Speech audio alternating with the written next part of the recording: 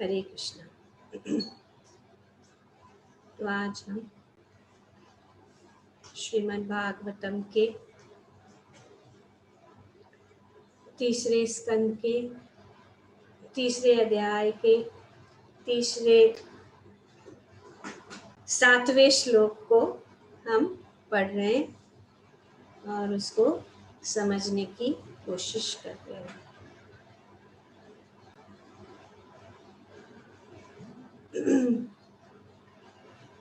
श्री उद्धव जी भगवान की लीला, जो वृंदावन के बाहर की लीलाओं का स्मरण कर रहे हैं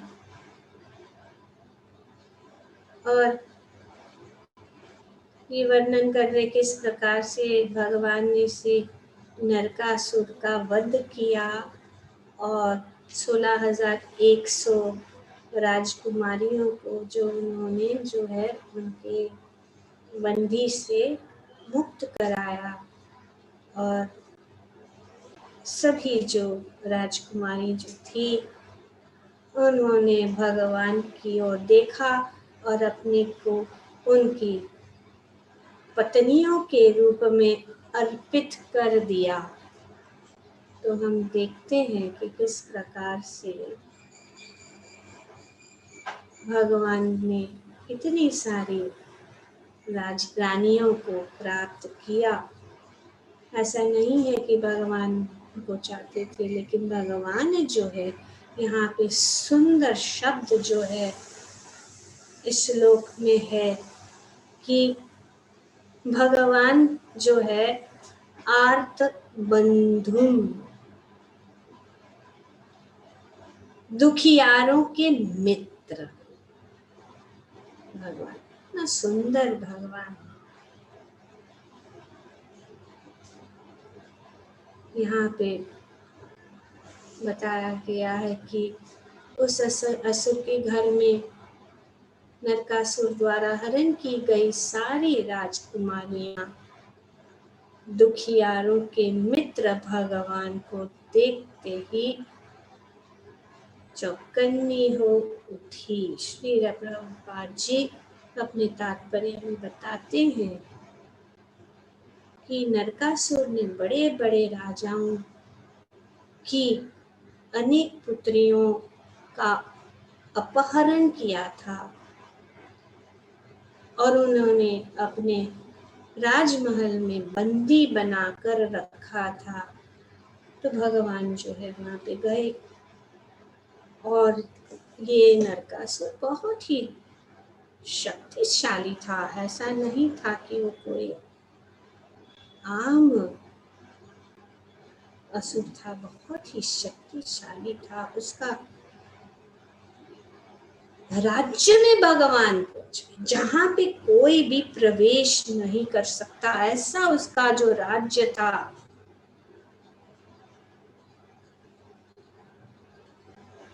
राज्य जो 30 पूरा इतना बड़ा राज्य था, उसमें जो है उन राज्य के अंदर कोई भी जो है प्रवेश नहीं कर सकता।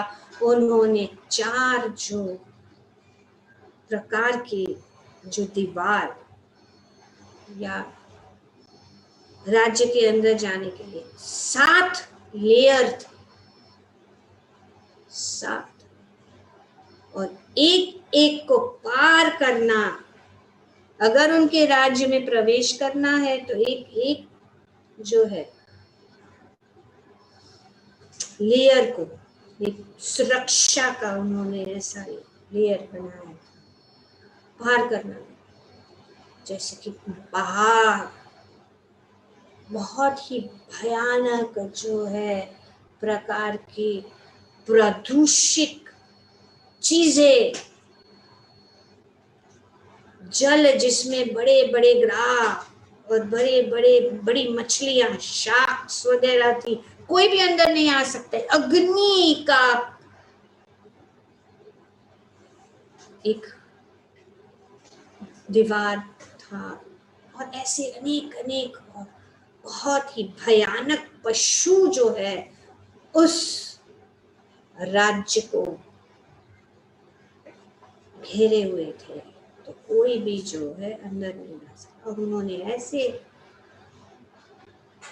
जगह में इन 16,100 राजकुमारियों को उन्होंने जो है उधर हरण करके बंदी बनाकर रखा। पर भगवान कौन है जो ऐसे भयानक असुर का वध कर सकते? भगवान के सिवाय और किसी में शक्ति नहीं है। भगवान तुरंत गरुड़ के ऊपर आरूढ़ होकर वहां पे नरकासुर की राजधानी में गए। और जैसे ही वे वहां उतरे तो वो जो भूमि थी वो जो है 100 सर्प के जैसे बन गई। और भगवान ने उस सर्प को भी नष्ट किया। और यहाँ पे जैसे कि बताया गया है कि भगवान ने जो है उनका वध करके उन सब जैसे पिछले श्लोक में बताया गया है कि ये नरकासुर जो है भूमि का पुत्र था, बुरा नहीं था, लेकिन उसमें बुरी संगत के कारण वो जो है बुरा बन गया था। तो भगवान ने उनका वध किया। और क्योंकि वो भगवान और भूमि का पुत्र था, उन्होंने जो है उनका जो अंधकार था, जैसे कि ये ऑपरेशन है, ये बीमारी जो है, उस बीमारी को जो है भगवान जो है ठीक कर देते, असुरों का वध कर। और तब उन्होंने जो उसकी बीमारी जो थी, जो इतना क्रूर बन गया था, और उनके अंदर सब दोष जो है तुरंत नष्ट हो गए और उन्होंने रोशनी देखी। और वे भगवान की शरणागत हो गए। उन्होंने भगवान से वर मांगा कि जो है इस दिन जो है, जिस दिन मेरा वध हुआ है, उस दिन ये अंधकार की से रोशनी की जीत के रूप में मनाया जाए। और इसीलिए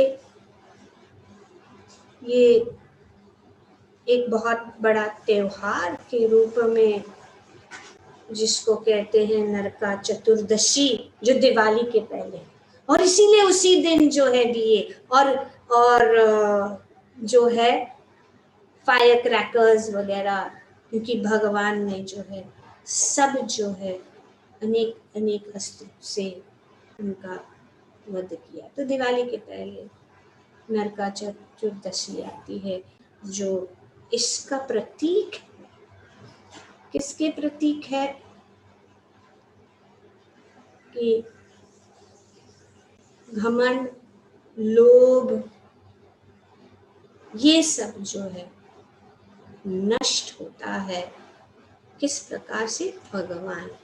भगवान ही नष्ट करते हैं। और भगवान ने उनका जो लोभ, उनका बुरी आदत सब नष्ट करके उनके जीवन में रोशनी लाए। इस प्रकार से भगवान ने जो है उनका वध किया। और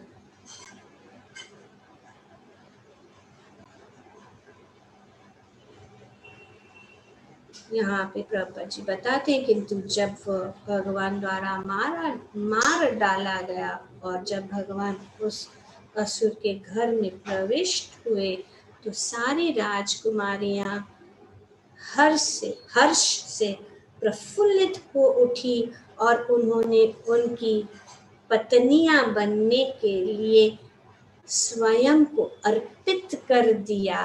क्यों? क्योंकि भगवान ही दुखियारों के एक मात्र मित्र है। यहाँ पे सुंदर बताया गया है कि भगवान जो है आर्त बंधु, भगवान सभी के बंधु है। खास करके भगवान जो है दुखियारों के बंधु है। हम हर दिन भगवान का प्रणाम मंत्र बोलते हैं। कौन जानता है भगवान का प्रणाम मंत्र क्या है? भगवान का प्रणाम मंत्र क्या है? कौन जानता है? हे कृष्ण करुणा सिंधु दीन बंधु जगत गोपेश गोपिका कांत राधा कांत नमस्ते। यस, ये है भगवान का प्रणाम मंत्र। इसमें सब कुछ, हे कृष्ण करुणा सिंधु दीन बंधु जगत पते, इसीलिए प्रणाम मंत्र हर रोज हम लोग, हे कृष्णा करुणा सिंधु दीन बंधु जगत पते गोपेश गोपिका कांत राधा कांत नमस्ते, ये प्रणाम मंत्र भगवान को इस प्रकार से हम प्रणाम करते हुए कहना चाहिए, कृष्णा करुणा सिंधु दीन बंधु जगतपते गोपेश गोपिका कांत राधा कांत नमस्ते। भगवान ही हमारे दुखियारे और दीन दयाल है। भगवान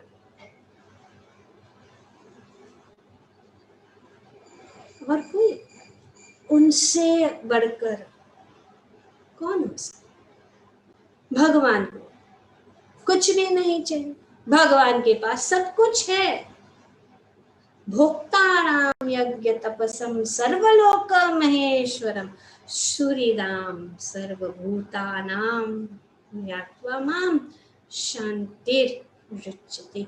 जब सभी कन्याओं ने भगवान को देखा तो शांति,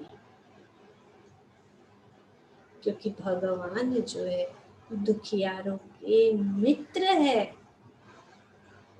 उनसे बढ़कर कोई मित्र नहीं हो सकता। जैसे हम देखते हैं कि भगवान की मित्रता, खास करके सुदामा के साथ उनकी मित्रता इतनी नजदीकी मित्रता थी। जब भगवान गुरुकुल में थे तब सुदामा भी उस गुरुकुल में थे, संदीपनी मुनि के आश्रम में। जब भगवान ने सुदामा को देखा, भगवान एक राजकुमार और सुदामा एक गरीब ब्राह्मण था, पर भगवान इतने दीन दयाल है। भगवान ने सुदामा को कहा कि हे सुदामा, तुम मेरे मित्र बनोगे? बन जाओ ना मेरा मित्र। सुदामा ने सोचा कि ये क्या कह रहे,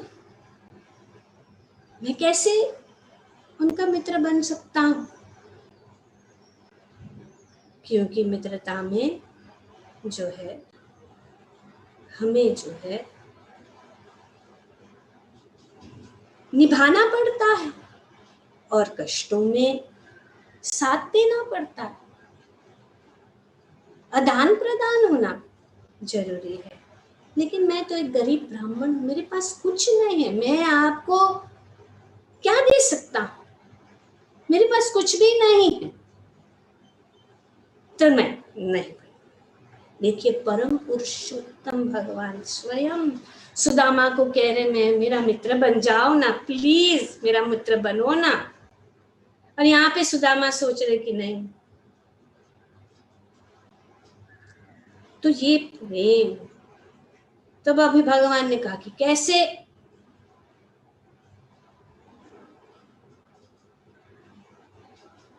तो उन्होंने सुदामा से कहा कि मैं आपको वचन देता हूं कि कुछ भी क्यों ना हो जाए मैं हमेशा तेरा मित्र रहूंगा। देखिए भगवान, और मित्र के रूप में मैं तुझे कभी भी कुछ भी नहीं मांगूंगा, कभी नहीं मांगूंगा, मेरा मित्र बन जाओ। जब सुदामा ने इस प्रकार से सुना तो उन्होंने कहा ठीक है, मैं आपकी मित्रता स्वीकार करूंगा। इस प्रकार से वे जो है बहुत अच्छे मित्र बन गए। वे गुरु के आश्रम में रहते थे, गुरु की सेवा करते थे, जंगल में जाकर लकड़ियां लेकर आते थे गुरु की यज्ञ के लिए। और एक दिन सुबह से शाम तक लकड़ियां इकट्ठा कर रहे, शाम हो गई, रात होने वाली थी। इकट्ठा करते करते अचानक जो है वर्षा, बारिश आनी शुरू हो गई। तो उन्होंने जल्दी जल्दी से सब लकड़ियों को बचाने के लिए उनको बांध कर उनको रखने की कोशिश की। उतने में एक जो है वहां पे टाइगर, टाइगर को क्या कहते हैं, चीता, आ गया टाइगर। बहुत डर गए दोनों, जो है पेड़ के ऊपर चढ़ गए। सुदामा एक डाली पे और भगवान दूसरे कहीं डाली पे थे। क्योंकि वे बहुत देर तक जाते थे वन में लकड़ियां इकट्ठा करने के लिए, तो गुरु माता जो है उनको कुछ छोटा सा स्नैक्स, चने देती थी और सुदामा को एक पोटली चने की दी थी। और वो चने की पोटली में काफी था जो दोनों जन के लिए काफी हो सके। तो यहाँ से शेर, ऊपर से बारिश, ठंडी, रात हो गई। पूरी रात जो है वो दोनों जो है वन में ऐसे बैठे। अचानक सुदामा को भूख लग गई। पोटली उनके पास थी तो उन्होंने खाना शुरू कर दिया और खा लिया। तो भगवान को भूख लगी तो भगवान ने कहा कि सुदामा, गुरु माता ने जो पोटली चने की दी थी वो कहाँ है? सुदामा को अचानक याद, अरे मैंने तो सब खा लिया, भगवान को नहीं दिया। उन्होंने भगवान को नहीं दिया, बिना भगवान को भोग लगाए, भगवान को खाए बिना उन्होंने अकेले खा लिया। जब भगवान ने पूछा तो उन्होंने झूठ बोला कि जब हम पेड़ के ऊपर चढ़ रहे थे तो सब गिर गए और बिखर गए। पर भगवान ने कहा कि अरे सुदामा, लेकिन तुम्हारे दांतों का कटर कटर आवाज आ रहा है, तुम खा रहे हो क्या? फिर सुदामा ने झूठ बोला, नहीं नहीं बहुत ठंडी है, बारिश की वजह से मेरे दांत जो है कटकटा रहे हैं। तो भगवान ठीक। सुबह हो गई, यहाँ पे संजीवनी मुनि देख रहे हैं कि ये आए नहीं है, क्या हो गया। तो उन्होंने उनको ढूंढने के लिए अपने शिष्यों को भेजा और फिर वे वापस आए। और तब भगवान जो है गुरु माता के पास गए। गुरु माता से कहा कि माता, माता मुझे भूख लगी है। तो सोचने लगी कि इतने सारे बहुत सारे चने दिए थे उनको, तो कैसे उनको इतना भूख लगा। तो गुरु माता ने पता कराया तो पता लगा कि ऐसा हुआ। तो गुरु माता ने सुदामा के ऊपर क्रोधित हो गए और उन्होंने शाप दिया, तुम हमेशा दरिद्र रहो, तुमने भगवान को नहीं, भगवान को भोग लगाए बिना तुमने, या अपने मित्र को खिलाए बिना। तो इस प्रकार से फिर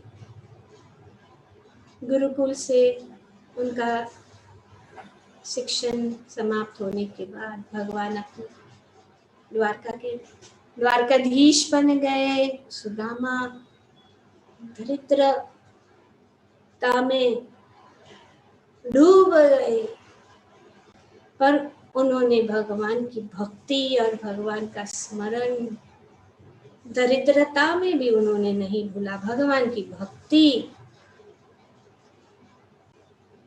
करते रहे। कोई भी उनको ज्यादा भिक्षा नहीं देता था, थोड़ा सा भी, उनके पास वस्त्र नहीं थे। उनकी पत्नी भी बहुत भगवान की अच्छी भक्त थी, उनके पास कुछ भी नहीं था, जो कुछ भी थोड़ा बहुत मिल जाता था वो बांट के खा लेते।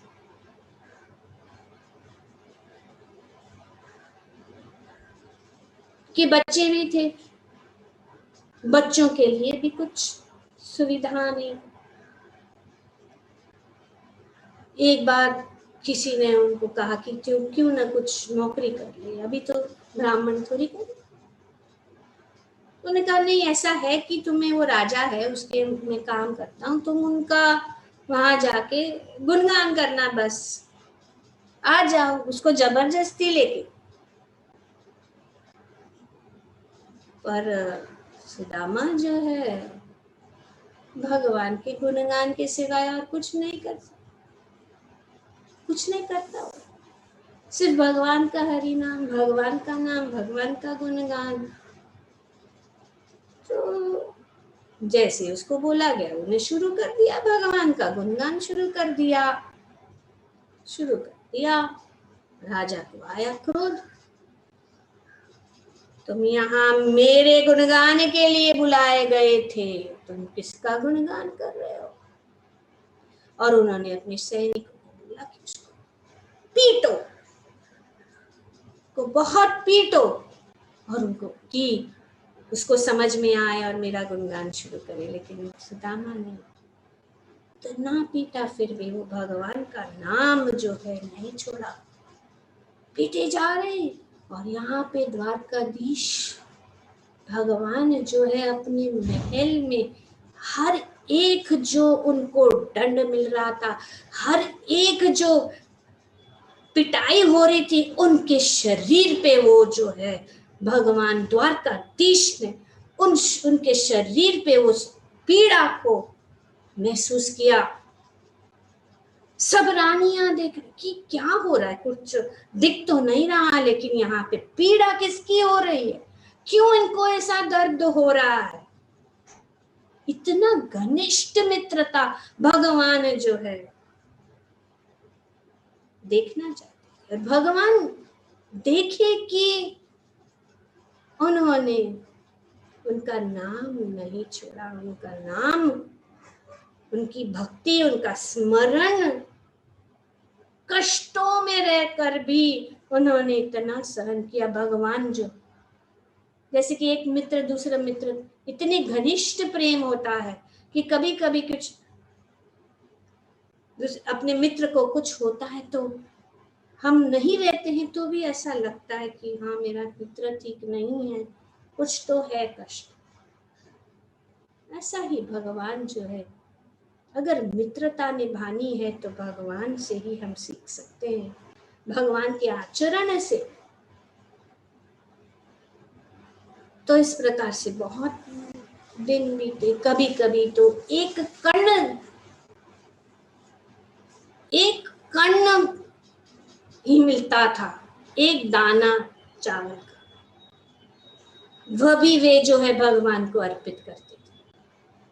भगवान को एक दाना, एक कण चावल का अर्पित करके उसको टुकड़े टुकड़े बनाकर अपने परिवार के बीच में भगवान का भोग लगाया। जो चावल था वो खाते थे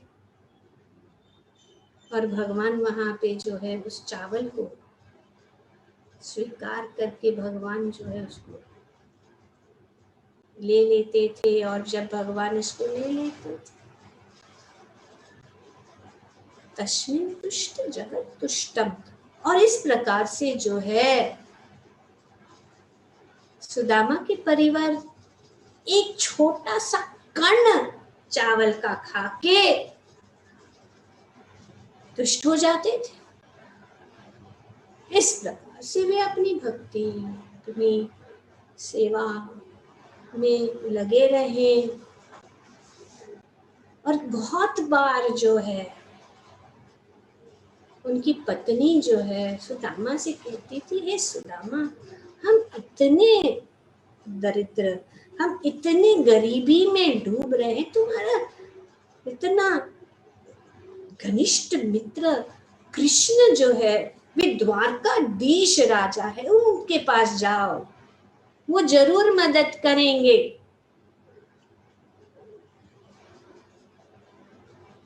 तो सुदामा नहीं माने। बहुत बार उनकी पत्नी उनको निवेदन कर रही थी कि जाइए,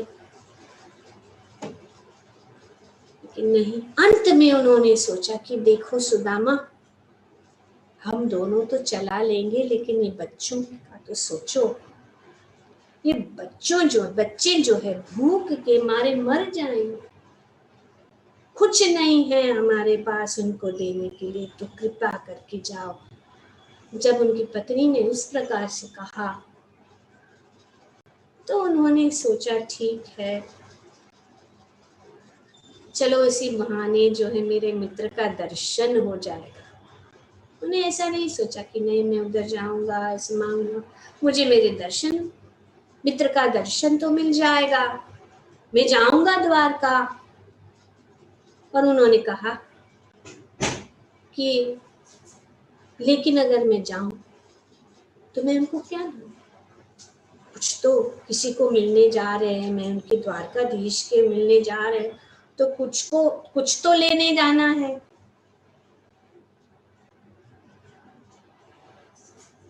तो घर में तो कुछ नहीं है। तो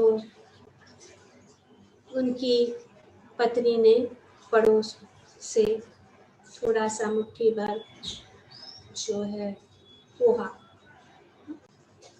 जो फ्लैट राइस के, वो लेके और उनको अच्छे से पोटली में बांध के सुदामा को दे।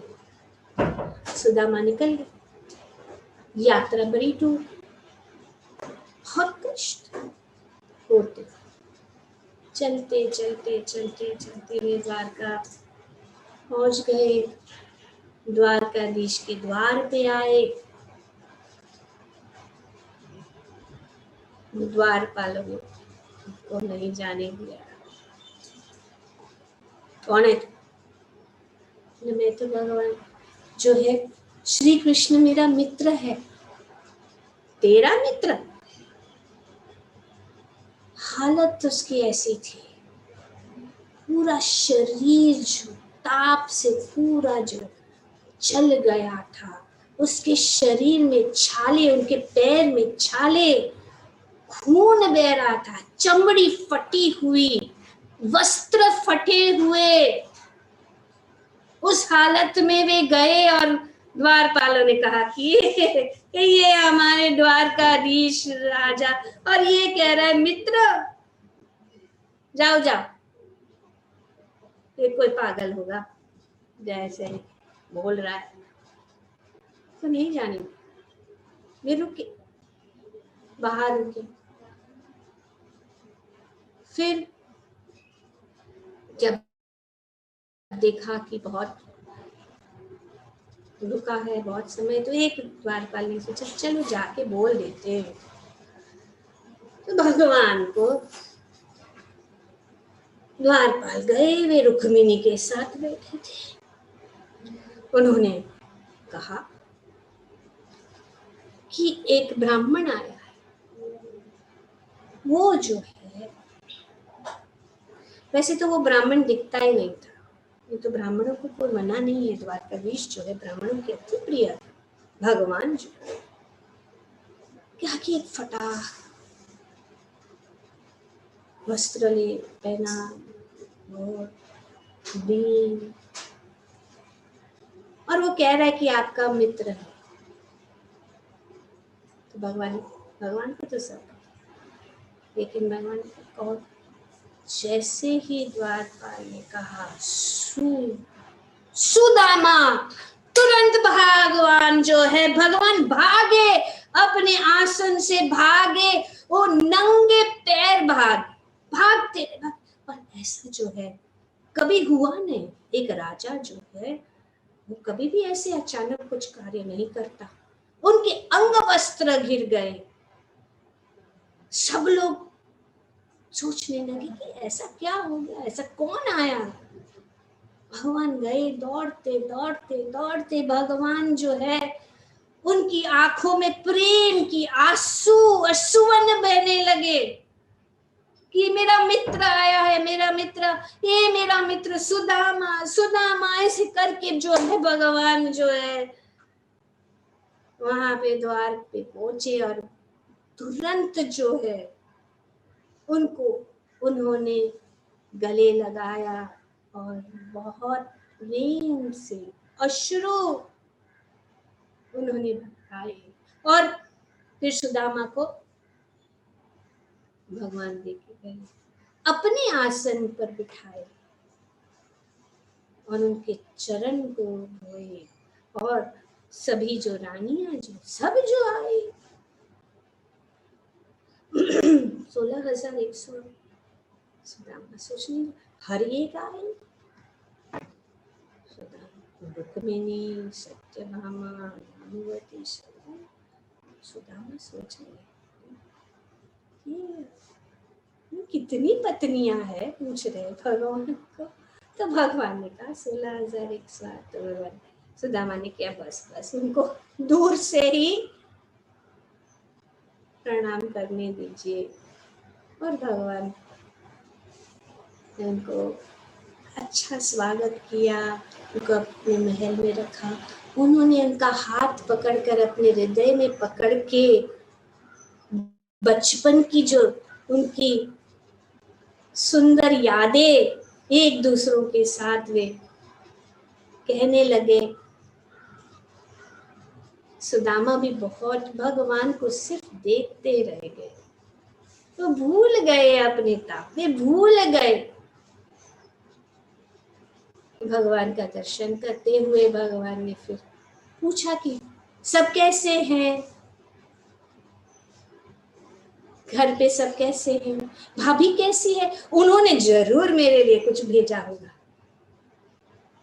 तब सुदामा ने सोचा, अरे हमारे ये टुकड़े वाले चावल, ये द्वारकाधीश जिसको 56 भोग चढ़ाया जाता है, ये मैं कैसे उनको भेंट करूं। तो उनका झोली जो है धीरे धीरे ऐसे से वो पीछे करने लगे। द्वारकाधीश ने कहा, क्या बात है सुदामा, क्या कर रहे हो? जरूर ऐसा तो नहीं हो सकता कि भाभी ने हमारे लिए कुछ भेजा नहीं होगा, जरूर इसमें कुछ है, जो क्या छुपा रहे हो, दिखाओ। नहीं नहीं नहीं नहीं नहीं दिखा रहे थे, भगवान ने उनको उनसे छीन लिया उनका झोला, और उसको छीन के उसमें से जो चावल वो निकाले।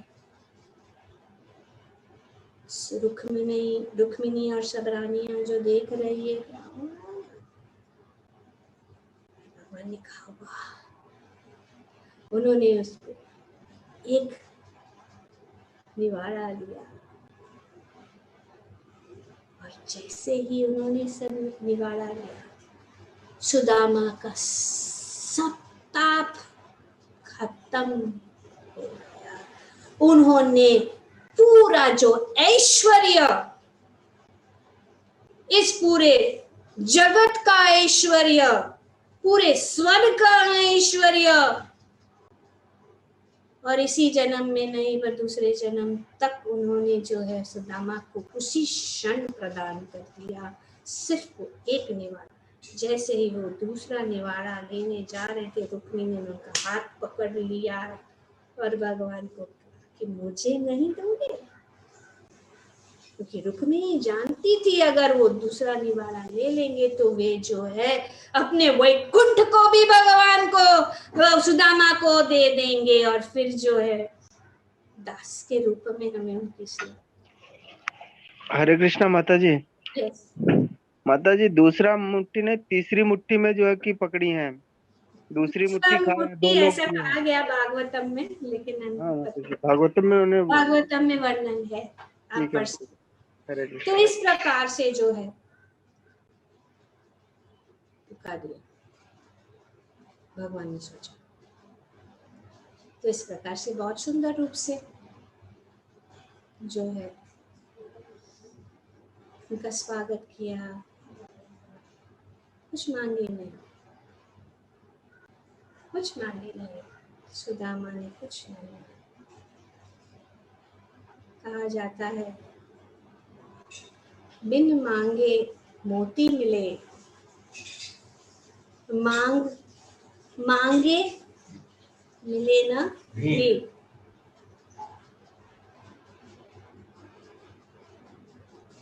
तो इस प्रकार से भगवान ने जो है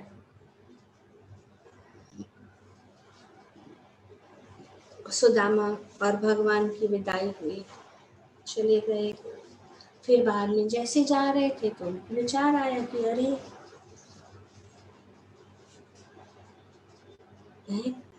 अभी क्या करूं, भगवान कुछ बोले नहीं, ये तो अंतर्यामी है, वो तो जानते थे, वो जान सकते थे,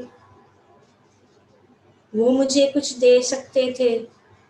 बहुत सुंदर वर्णन है भागवतम में कि वे क्या अपने आप को सोच रहे हैं कि हाँ जरूर उन्होंने ऐसा सोचा होगा कि अगर मुझे तुरंत गरीबी से मैं अमीर बन जाऊंगा तो इस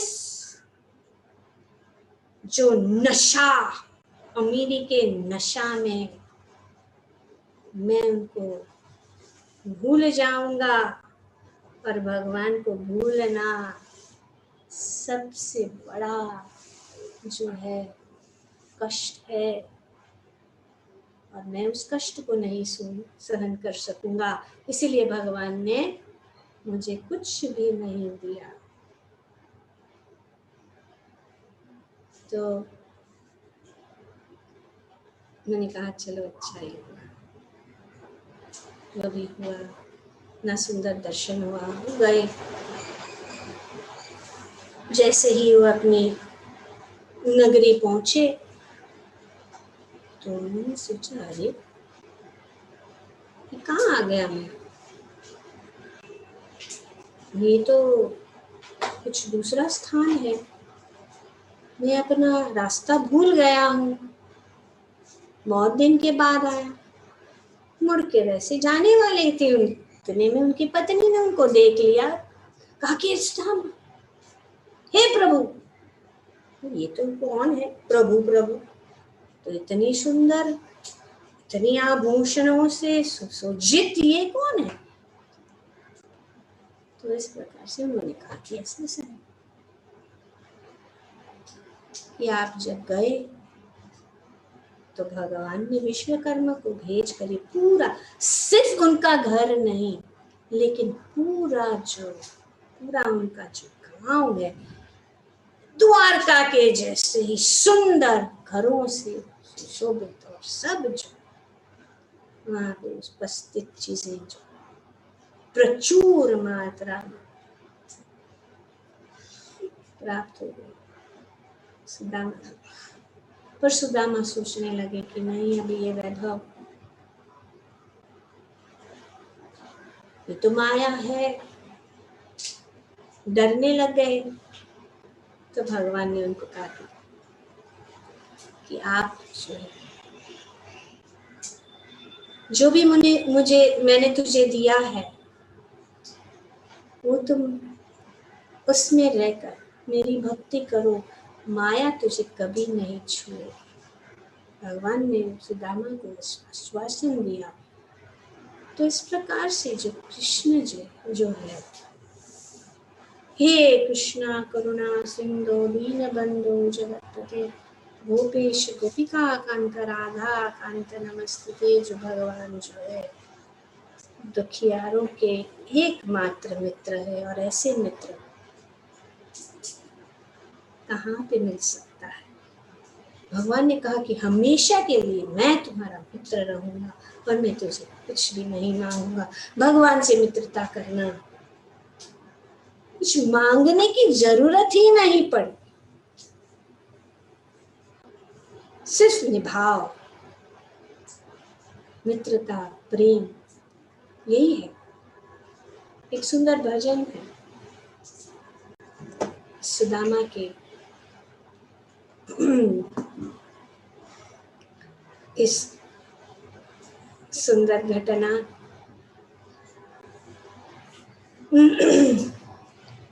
बहुत सुंदर, थोड़ा हम जाए।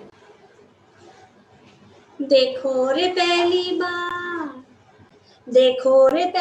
बार श्याम प्रभु जी भर कर रोए, दीन सुदामा के प्रभु ने असुवन से पग धोए, असुवन से पग धोए।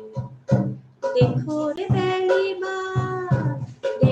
पहली बार श्याम प्रभु जी भर कर रोए, दीन सुदामा के प्रभु ने असुवन से पग धोए, असुवन से पग धोए। दुखी सुदामा अति निर्धन था, वस्त्र फटे थे व्याकुल दुर्बल तन था। दुखी सुदामा अति निर्धन था, वस्त्र फटे थे दुर्बल तन था। कष्टों से व्याकुल जीवन था, मगर सहारा एक मोहन था। चले सुदामा मित्र को मिलने, चिंताओं में खोए, दीन सुदामा के प्रभु ने असुवन से पग धोए, असुवन से पग धोए। द्वारकाधीश के द्वार पे आए, भेंट चावल ले आए, भेंट को चावल साथ ले आए। जब नाम सुदामा अर्ज कराई, प्रभु मन प्रीत उभर तब आई। दौड़ के आए गले लगाए, प्रेम से नैन भिगोए, दीन सुदामा के प्रभु ने असुवन से धोए, दीन सुदामा के प्रभु ने असुवन से पग धोए। छीन के चावल भोग लगाए, देख रुक्मिणी अचरज जाए, अनुपम स्वागत करी विदाई। प्रभु की सदा की होई विदाई, प्रभु से सखा की हुई जुदाई। घर पहुंचे तो देख के वैभव चकित सुदामा होए, दीन सुदामा के प्रभु ने असुवन से पग धोए, असुवन से पग धोए।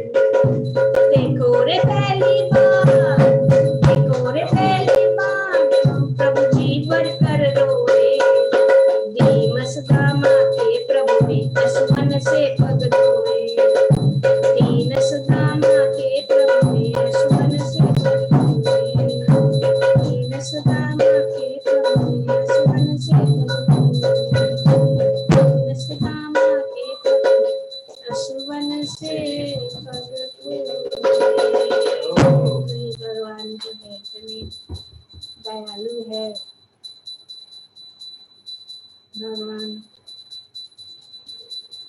सभी के मित्र है। और यहाँ पे श्री प्रभुपाद जी बताते कि यदि भगवान उन्हें स्वीकार नहीं करते तो उन सबों के विवाहित होने की कोई संभावना नहीं थी, क्योंकि उन असुर ने उनको उनके पिता के संरक्षण से अपहरण किया था। अतः कोई भी व्यक्ति उनसे विवाह करने के लिए राजी न होगा। वैदिक समाज की रीति के अनुसार कन्याएं पिता के संरक्षण से पति के संरक्षण में भेजी जाती है, क्योंकि ये कन्याएं पहले से अपने पिता के संरक्षण में अपहृत की जा चुकी थी। अतएव भगवान के अतिरिक्त उनके लिए अन्य कोई पति प्राप्त कर पाना असंभव था। तो इस प्रकार से हम देखते हैं कि इस प्रकार से ये सब जो 16,100 जो राजकुमारियाँ थी, उन्होंने भगवान को अपने आप को अर्पित कर दिया और भगवान ने उनको स्वीकार किया। ग्रंथराज श्रीमद् भागवतम की जय। Thank you very much. Hare Krishna.